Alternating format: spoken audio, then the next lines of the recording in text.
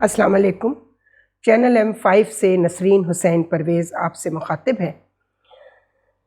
जनाब मियाँ नवाज शरीफ साहब के लिए हमने एक क्लिप किया कि ना हम आपको मुहिब वतन समझते हैं ना मुसलमान समझते हैं, तो बेतहाशा टेलीफ़ोन आ रहे हैं और वो किसी पर्सपेक्टिव में था। वो ज़्यादातर लोग तो खुशी का इजहार कर रहे हैं कि आपने इनको बिल्कुल सही जवाब दिया है। जो कुछ इनके मुस्लिम लीग नून के टिकट होल्डर्स हरकतें कर रहे हैं, हर जाहिल, हर निखट्टू, हर चोर को टिकट दिया हुआ है। छोटे छोटे इलाकों से जो साहिवाल के साहब थे, हमने आप लोग देख चुके हैं, और हमने उन्हें बता दिया था कि मियाँ साहब ये थंबनेल तब तक नहीं हटेगा और ये हम लानत भेजते रहेंगे उन तमाम लोगों पे जिन्होंने इस मुल्क को फ़िरका वाराना तसादुम की आग में झोंका है। अगर वो जाहिल हैं, वो नालायक हैं, वो मुतासिब हैं मदरसों के पढ़े हुए, और जो हमारे मौलवी ने उनके जहनों में नफ़रत भरी है, आप तो नहीं है ना। आप तो HSN के पढ़े हुए हैं।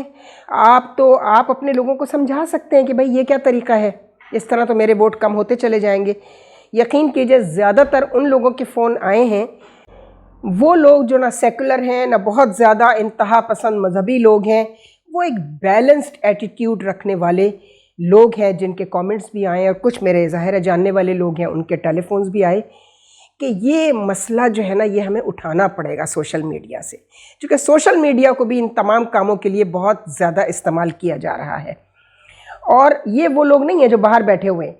तो इसके लिए पैमरा क्या कर रहा है, जो रेगुलेटरी बॉडी है जिसके कम से कम एक्सेस में है ये यूट्यूबर, इनको देखना चाहिए और इनके लिए कोई रेगुलेशन जो है वो बनने चाहिए, कोई एथिक्स जो है, कोड ऑफ एथिक्स जो है वो डिसाइड होना चाहिए।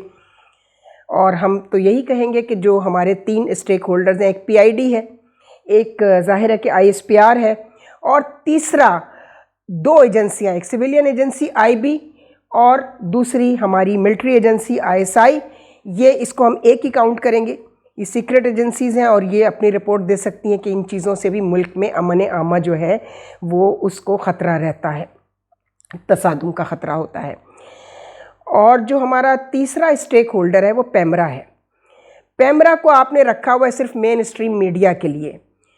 आपको सोशल मीडिया के उस यूट्यूबर को भी इस में लाना पड़ेगा, इस दायरे में, जिन तक जो पाकिस्तान से काम कर रहे हैं और जिन तक आपकी एक्सेस है, और उनको रजिस्टर्ड यूट्यूबर्स के नाम से आप उनकी रजिस्ट्रेशन ओपन करें, एक नॉमिनल सी फीस रखें और वो रजिस्टर्ड हों जिस तरह के मेन स्ट्रीम मीडिया को लाइसेंस मिलता है।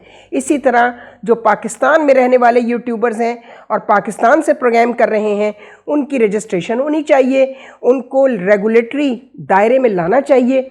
हमने 1 साल पहले भी कहा था, अभी भी कह रहे हैं कि ये जितना जल्दी कर लें अच्छा होगा। जनरल आसिम मुनीर साहब कह चुके हैं कि ये शैतान है सोशल मीडिया। तो भाई इस शैतान को जहाँ तक आप लगाम डाल सकते हैं वहाँ तक तो डाल लें, ताकि आवाम को बताया जा सके कि नहीं, ये लोग रेगुलेटरी बॉडीज़ के साथ अटैच है, रजिस्टर्ड है, लिहाजा इनको हम ब्रीफ नहीं करेंगे, डिक्टेशन नहीं देंगे, लेकिन इनको ये ज़रूर बताएंगे कि इनकी बाउंड्री लाइन क्या है। जो बाहर बैठे हुए हैं इस तरह वो एक्सपोज भी हो जाएंगे कि वो इतने नामर्द हैं जो सारे बाहर बैठे हुए हैं, बेशरम। अगर उनमें तमीज़ हो, चाहे वो आदिल राजा हो या हैदर मेहदी हो, वो तो अब ब्रांड बन गया ना, शैतान का ब्रांड होता है ना, तो अब वो इबलीस ब्रांड कहलाता है, आदिल राजा और हैदर मेहदी। और इसी तरह मोहित पीरज़ादा और बहुत सारे बड़े अच्छे लोग जिनकी हम बड़ी इज्जत करते थे, शाहीन सहबाई साहब हैं,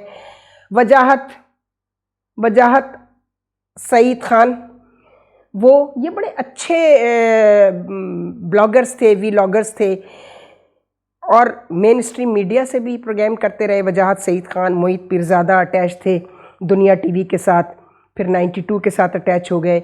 इसी तरह शाहीन सहबाई साहब जो हैं, उनको तमाम मेन स्ट्रीम मीडिया के एंकर्स लाइन पर लेते थे, उनसे उनके व्यूज़ लिए जाते थे। एक कायदे करीने से, तमीज़ तहज़ीब से काम चल रहा था। लेकिन ये सोशल मीडिया आने के बाद से हर आदमी अपने असली रंग में वापस आ गया है। उसकी असलियत जो अंदर से वो करना चाहता था वो बाहर निकल आई है। अच्छा हुआ, गो ज़रा सी बात पे बरसों के याराने गए, लेकिन इतना तो हुआ कुछ लोग पहचाने गए। ये बरसों का याराना उनका अपनी वतन की मट्टी के साथ था, और सोशल मीडिया के आते ही और बाहर बैठने का उन्होंने ये फ़ायदा उठाया कि उनके अंदर का जो गलीज़ इंसान था वो उसको बाहर ले आए। ये होता है। तो अफसोस की बात है मियाँ नवाज़ शरीफ साहब, आपने अगर इसी मुल्क में रहना है, यहीं बैठ के काम करना है और यहीं हुकूमत करनी है लोगों को, तो लोगों के दिलों पर हुकूमत कीजिए। ये ज़बरदस्ती की इलेक्शन कमीशन के साथ मैनिपुलेट करके रिज़ल्ट्स और अपना बंदा चीफ इलेक्शन कमिश्नर लगा के आप जिस तरह जीतेंगे, वो तो कह दिया गया कि आपके इलेक्शन इस दफ़ा क्रेडिबल नहीं होंगे। कुछ इलाके हैं, कुछ आप कॉन्स्टिट्यूंसीज़ हैं जहां से आप जेन्युइनली जीतेंगे, उसके बावजूद क्रेडिबल नहीं होगा आपका इलेक्शन। इस पे गौर कीजिएगा कि ये क्यों होगा। ये ग्राउंड आपने और आपकी बेटी ने खुद प्रोवाइड किया है चीफ इलेक्शन कमिश्नर को यहाँ लगाकर। सिकंदर सुल्तान आपका आदमी है, वो बुरी तरह एक्सपोज हो चुका है, और अब कोई आदमी चाहे वो कितना भी फेयर काम करा ले, चूँकि आपने काम ही ऐसे किए हैं। आपको हर जगह, आपको चीफ ऑफ आर्मी स्टाफ अपना बंदा चाहिए, इसीलिए हर एक से आपकी लड़ाई होती है। आपको आईजी अपना चाहिए, आपको होम सेक्रेटरी अपना चाहिए, ठीक है, आपको मीडिया, आपको सेक्रेटरी आपका अपना चाहिए, यानी जो मुस्लिम लीग के वफादार हों वही। ऐसे नहीं चलता मामला। पार्टियों के साथ एफिलिएशन रख के कोई भी शख्स, चाहे वो मिलिट्री ब्यूरोक्रेसी से हो, सिविल ब्यूरोक्रेसी से हो, यहाँ तक कि अगर वो जुडिशरी से भी हो, और फिर कॉन्स्टिट्यूशनल बॉडीज़ हैं जिसमें इलेक्शन कमीशन आता है, सर्विसेज ट्राइब्यूनल आता है, पब्लिक सर्विस कमीशन आता है, ये आईनी इदारे ज़रूर हैं, लेकिन ये इंडिपेंडेंट कॉन्स्टिट्यूशनल बॉडीज़ हैं। यहाँ भी आपने दखल दिया और आपने अपने लोग लगाए, और उसका नतीजा क्या हुआ कि वो पार्टी के लोग बनकर रह गए, अवाम की खिदमत से कोसों दूर हो गए। अवाम के टैक्सेस से उनकी सैलरीज आती हैं, लेकिन वो अवाम के मफादात से कोसों दूर। तो जनाब मियाँ नवाज शरीफ साहब, ये हम आपको इसी तरह मुखातिब करते रहेंगे जब तक आप उस जलील गलीज लानती आदमी के टिकट होल्डर से अपना टिकट वापस नहीं लेते, मुस्लिम लीग नून का। क्योंकि जब आप ऐसे लोगों को बढ़ावा देते हैं, उनकी हौसला अफजाई करते हैं, तो ये जानने में कोई मुश्किल पेश नहीं आती कि इस तरह के मामलात में मजहबी और फ़िरका वराना तसादुम को हवा देने में आपका हाथ है। ये जानने में किसी को मुश्किल पेश नहीं आ रही। जब तक आप ऐसे टिकट होल्डर को बुलाकर उससे पूछें कि तुमने ये जलील हरकत की है, इससे मेरा वोटर जो मुझे वोट दे भी रहा था वो भी बिदक गया है कि ये मियाँ साहब को क्या हो गया, ये किस तरह के। एक इम्प्रेशन ये भी गया जिसका फ़ायदा अपोजिशन ने उठाया, आपके मुखालिफिन ने उठाया, और उन्होंने कहा कि ये नौबत आ गई है, मियाँ नवाज शरीफ साहब को बंदे ही नहीं मिल रहे टिकट देने के लिए। जो हमाशुमा स्ट्रीट पर्सन, सड़क छाप लोग रास्ते में नज़र आए, जो जिनके पास हराम का पैसा भी है, कि वो चलो टिकट तुम ले लो और लड़ो इलेक्शन। ऐसे नहीं होगा मियाँ साहब, ये मामलात ऐसे आगे नहीं चलेंगे। आपको देखना पड़ेगा, रिविज़िट करना पड़ेगा अपने तमाम इक़दामात को, तभी आप लोगों के दिलों पर हुकूमत कर सकेंगे। आपकी बेटी के जलसों में हाथ नचा नचा के डायलॉग मारने से दिलों की हुकूमत कायम नहीं होगी, माफ़ कीजिएगा।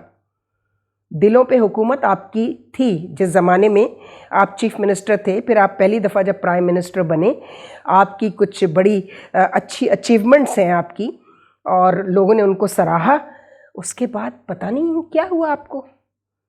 जैसे ही पनामा लीक्स आई और जैसे ही आप पर करप्शन के केसेस चलाने शुरू किए, जो कि ज़्यादातर बदनीयती पर भी मबनी होते हैं, मानते हैं, आपकी इस बात से अग्री करते हैं कि सियासी केसेस होते हैं ये, लेकिन सब सियासी नहीं होते। और ये सियासी केसेस कैसे बनाए जाते हैं, इसमें कितनी हकीकत होती है, उसमें कितना मसाला डाला जाता है, तो वो जो हकीकत होती है ज़रा उसको तो देख लें। क्या उसको ख़त्म किया जा सकता है? बस यही कहना था मियाँ साहब, हम तो पीछे नहीं हटेंगे। हमने कह दिया है, जब तक आप इस तरह के टिकट होल्डर्स को उनसे टिकट वापस नहीं लेंगे, इस तरह की चीज़ों की हौसला शिकनी नहीं करेगी मुस्लिम लीग नून। हम तो आपको जानते हैं, हम ये सड़क छाप लोगों को नहीं जानते। हम मियाँ नवाज शरीफ साहब को जानते हैं, जो मुस्लिम लीग नून के फाउंडर कह लें, बानी कह लें। वो जब नून काफ पूरा कायदा शुरू हुआ तो फिर आपने नून बना ली थी, चले बहुत अच्छी बात है, लेकिन आपको अपनी वही ग्रेस मेंटेन करनी होगी। आपका एक बहुत बड़ा प्लस पॉइंट है, हमने पिछली दफ़ा ही बताया, उनकी बेटी जितनी मर्जी जैसी गंदी चाहे ज़बान इस्तेमाल कर ले, लेकिन हमने आपको कभी तहजीब से गिरे हुए अल्फाज इस्तेमाल करते हुए नहीं देखा। मियाँ साहब, कम से कम अपने उसी प्लस पॉइंट की लाज रख लें। आप गालम गलोच नहीं करते। इमरान खान साहब क्यों बदनाम हुए? अपनी बदतमीज़ी की वजह से, अपने गालम गलोच की वजह से। और ये उन्होंने भुट्टो साहब से बहुत ज़्यादा इंस्पिरेशन ली है। अभी इसको हम कंटिन्यू करेंगे। जो हमारा दूसरा हिस्सा होगा गुफ्तगू का, वो एटमी क़ुव्वत के हवाले से जो बयानात आपके आते हैं और भुट्टो बाक़ियात के आते हैं, उस पर बात होगी। खुदा हाफ़िज़। अफ़सानाए हस्ती हम अपने आका को सुनाए जाते हैं, उम्मीद लगाए